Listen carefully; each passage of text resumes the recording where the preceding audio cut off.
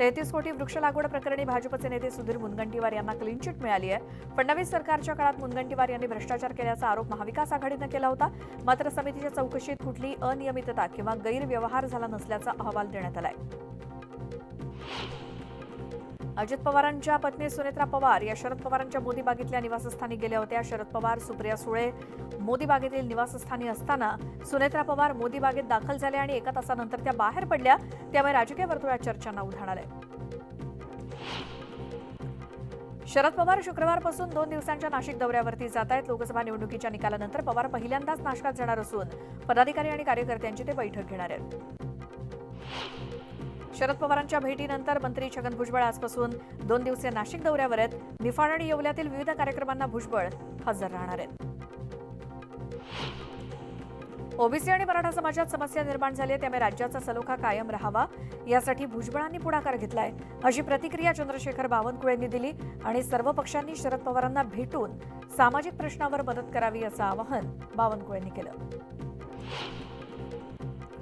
राष्ट्रवादी काँग्रेस पक्षाचं नाव आणि चिन्हाच्या वादावर सर्वोच्च न्यायालयात आज सुनावणी होण्याची शक्यता आहे. न्यायमूर्ती सूर्यकांत आणि न्यायमूर्ती भुयान यांच्यासमोर ही सुनावणी होण्याची शक्यता असून निवडणूक आयोगानं अजित पवारांच्या बाजूने दिलेल्या निकालाला शरद पवार गटाकडून सर्वोच्च न्यायालयात आव्हान देण्यात आलंय. निलेश लंकेंच्या लोकसभा निवडणूक लढण्याबाबत उपमुख्यमंत्री अजित पवारांनी अनौपचारिक गप्पांमध्ये गौप्यस्फोट केला. निलेश लंकेंनी माझ्यासोबत चर्चा केल्यानंतर पक्ष सोडल्याचं अजित पवार म्हणाले. मात्र अजित पवारांचा हा दावा निलेश लंकेंनी फोडून काढला आणि अजित पवारांचं विधान म्हणजे शिळ्याकडीला ऊत देण्याचा प्रकार असल्याचा टोला लंकेंनी लगावला. मुख्यमंत्री वैद्यकीय सहायता कक्ष राज्यभरातील रुग्णांसाठी आशेचा किरण ठरतोय. गेल्या 2 वर्षात 285 कोटींच्या निधीतून तब्बल 35,000 रुग्णांचे प्राण वाचवले असल्याची माहिती मुख्यमंत्री वैद्यकीय सहायता कक्षाचे प्रमुख मंगेश चिवटे यांनी दिली. माझ्या मतदारसंघात उमेदवारी बदलण्यासाठी हालचाली सुरू आहेत आणि म्हणूनच माझी बदनामी केली जात आहे असा आरोप काँग्रेसचे आमदार हिरामण खोसकर यांनी केला. मी विधान परिषदेच्या निवडणुकीत क्रॉस वोटिंग केलेलं नाही. माझ्यावर कारवाई झाली तर स्थानिक कार्यकर्त्यांशी बोलून निर्णय घेईन असं खोसकर म्हणाले. मनोज जरांगे पाटील माझ्यावरतीच का टीका करतात हे कळत नाही असे मंत्री गिरीश महाजन म्हणालेत. सरकारनं दिलेलं आरक्षण हे न्यायालयात टिकावं, तसं झालं नाही तर समाजाची फसवणूक होईल, त्यामुळेच आम्ही चाचपणी करत आहोत असं म्हणत महाजनांनी जरांगेंबरोबरच्या वादावर भूमिका मांडली. मुसळधार पावसामुळे रत्नागिरीतल्या खेडमधील प्रमुख 5 धरणं 60% अधिक भरली आहेत. खेड शहराला पाणीपुरवठा करणारं बोरज धरण ओव्हरफ्लो झालंय. धरणाच्या सांडव्यावरून मोठ्या प्रमाणात पाण्याचा विसर्ग सुरू आहे. सिंधुदुर्ग जिल्ह्यातील दोडामार्गमधील तिलारी धरण ओव्हरफ्लो झालं असून सांडव्यातून पाण्याचा विसर्ग सुरू झालाय. त्यामुळे तिलारी नदीपात्रातील पाण्यातही कमालीची वाढ झाली असून नदीकाठच्या गावांना सतर्क करण्यात आलंय. परभणीतील आडगाव परिसरामध्ये मुसळधार पाऊस सुरू आहे आणि या पावसामध्ये तात्पुरता बनवण्यात आलेला वळण रस्ता वाहून गेला. त्यामुळे जिंतूर औंढा मार्गावरील वाहतूक खोळंबली आहे. जळगावच्या जामनेर तालुक्यातल्या पहूर येथील वाघूर नदीवर बांधण्यात आलेल्या पुलाचा भराव वाहून गेला.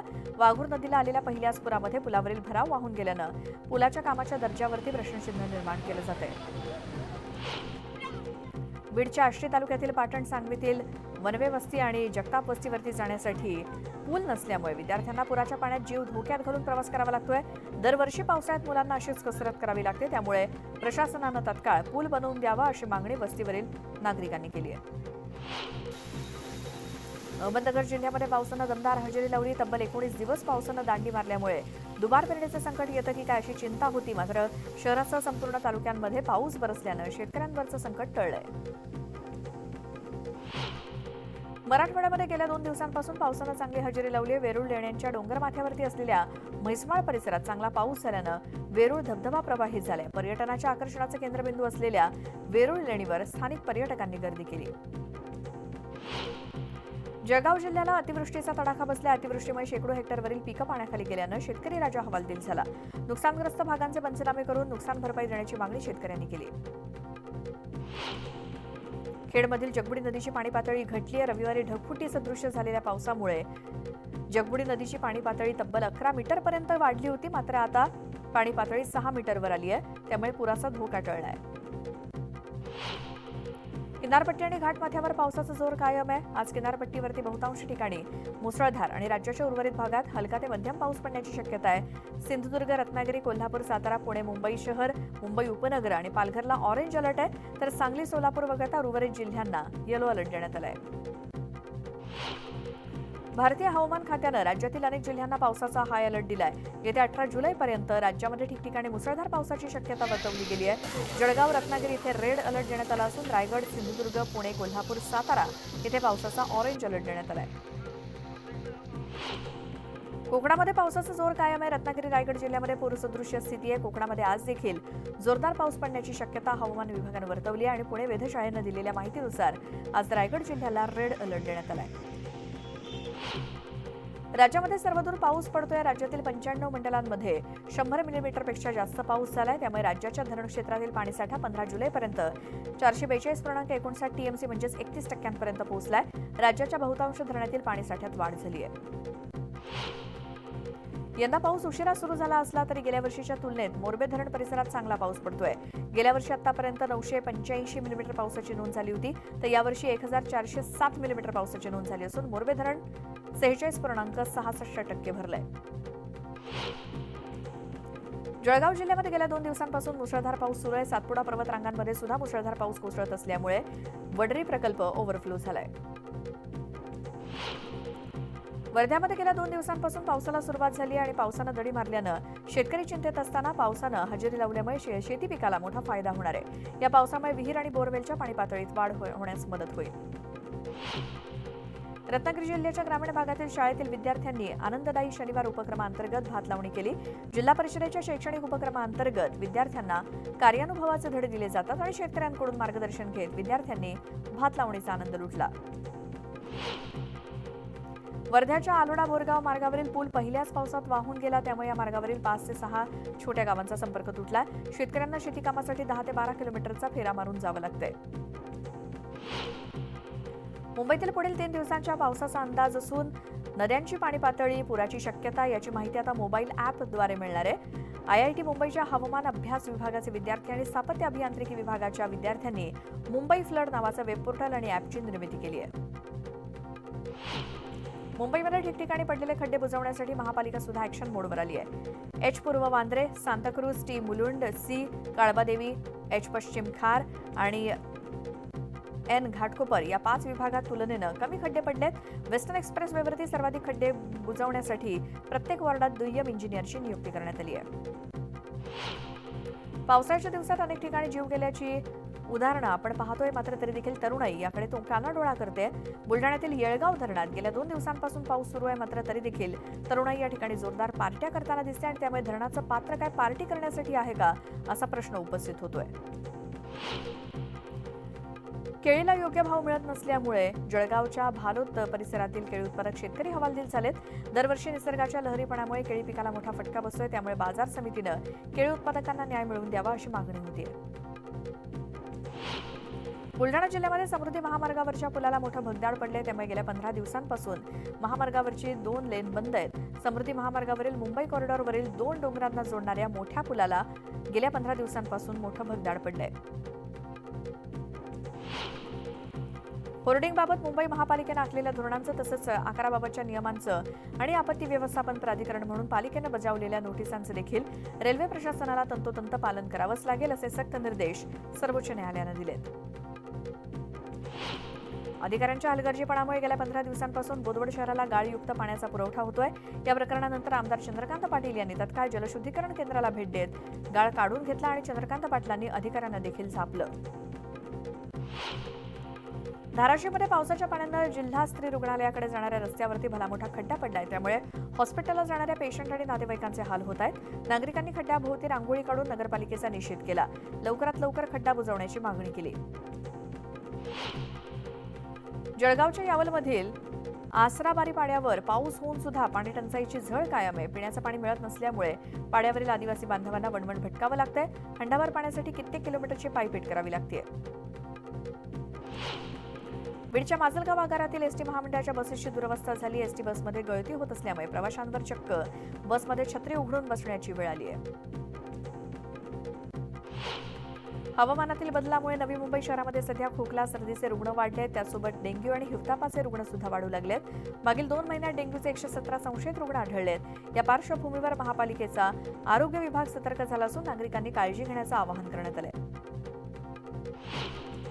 ठाण्यात मागील काही दिवसांपासून स्वाईन फ्लूच्या रुग्णसंख्येत वाढ होतीये. 9 जुलैपर्यंत स्वाईन फ्लूच्या रुग्णांची संख्या 70च्या आसपास होती. आज तीच संख्या 131 वर गेली आहे. या सर्व रुग्णांवर खासगी रुग्णालयात उपचार सुरू असल्याची माहिती पालिकेच्या आरोग्य विभागाने दिली. तर डायरियाच्या रुग्णांची संख्या 160 पेक्षा जास्त आहे. राज्य मंडळातर्फे घेण्यात येणारी 10वी आणि 12वीची पुरवणी परीक्षा आजपासून सुरू होते. 10वीची पुरवणी परीक्षा 16 जुलै ते 30 जुलै या कालावधीत, तर 12वीची 16 जुलै ते 8 ऑगस्ट या कालावधीत घेतली जाणार आहे. गेल्या वर्षीच्या तुलनेत यंदा या परीक्षेसाठी विद्यार्थ्यांच्या नोंदणीत मोठी घट आहे. विविध मागण्यांसाठी आदिवासी समाजाच्या वतीनं नंदुरबार जिल्हाधिकारी कार्यालयासमोर 18 दिवसांपासून धरणं आंदोलन सुरू आहे. विभागाचे मंत्री अथवा अधिकारी दखल घेत नसल्यामुळे आता आंदोलकांनी आक्रमक पवित्रा घेण्याचा निर्णय घेतलाय. 22 तारखेला आंदोलक नवापूर शहराजवळ रास्ता रोको आंदोलन करणार आहेत. नाशिक जिल्ह्याच्या ग्रामीण भागात सलग दुसऱ्या दिवशी महसूल कर्मचाऱ्यांचा संप सुरू आहे. या संपाचा फटका शेतकऱ्यांपासून ते सर्वसामान्य नागरिकांना बसतोय.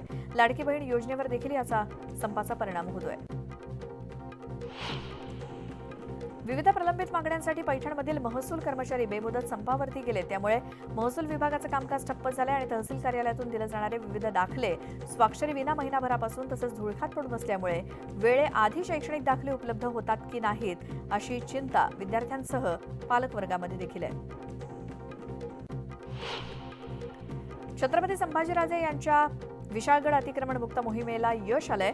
जिल्हा प्रशासनाकडून विशाळगडावरील अतिक्रमण हटवण्यास सुरुवात झाली आणि मोहिमेच्या पहिल्या दिवशी 70 अतिक्रमणं काढण्यात आली आहेत. आषाढी एकादशीच्या निमित्तानं लाखो भाविक पंढरपुरात आहेत.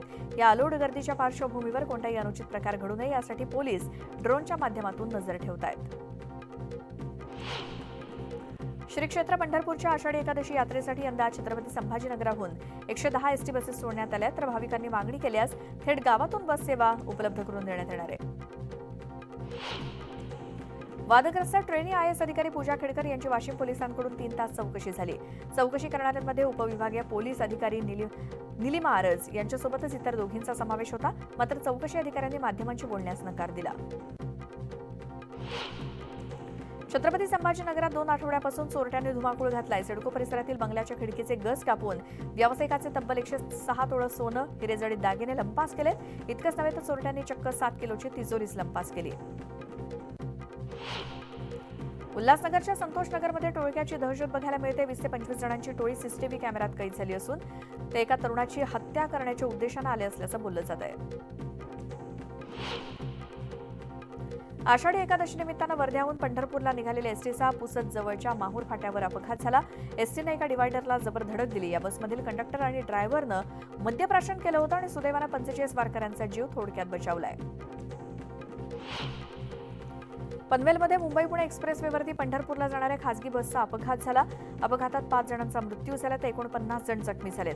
जखमींवर MGM रुग्णालयात उपचार सुरू आहेत. 7 ते 8 जण गंभीर जखमी देखील आहेत. येवल्यामध्ये नाशिक ते छत्रपती संभाजीनगर मार्गावर खासगी बस आणि कारची धडक झाली. कन्नड इथून विवाह सोहळा आटपून वराडी नाशिकला परतत असताना हा अपघात झाला. यात दोन्ही वाहनातील 5 ते 6 जण गंभीर जखमी झालेत. बीडच्या नेकनूर येथील 75 वर्षीय वृद्ध अंधारात घराकडे जात असताना रस्त्याच्या कडेला असलेल्या 70 फूट खोल विहिरीमध्ये ते पाय घसरून पडले. श्रीराम हिंदुळे रात्रभर दोरीला धरून बसले होते. सकाळ होताच गाडीचा आवाज आल्यानंतर त्यांनी वाचवण्यासाठी आरडाओरड सुरू केली. त्यानंतर स्थानिकांनी त्यांना सुखरूप बाहेर काढलं. कोल्हापूर जिल्ह्यातील दुसऱ्यावाडीच्या दत्त मंदिरात दक्षिण द्वार सोहळा संपन्न झाला. दत्त मंदिराच्या गाभाऱ्यात पहाटे 4 वाजता कृष्णा आणि पंचगंगेचं पाणी पोहोचलं. त्यानंतर मंदिरात स्नान करण्यासाठी भाविकांनी गर्दी केली.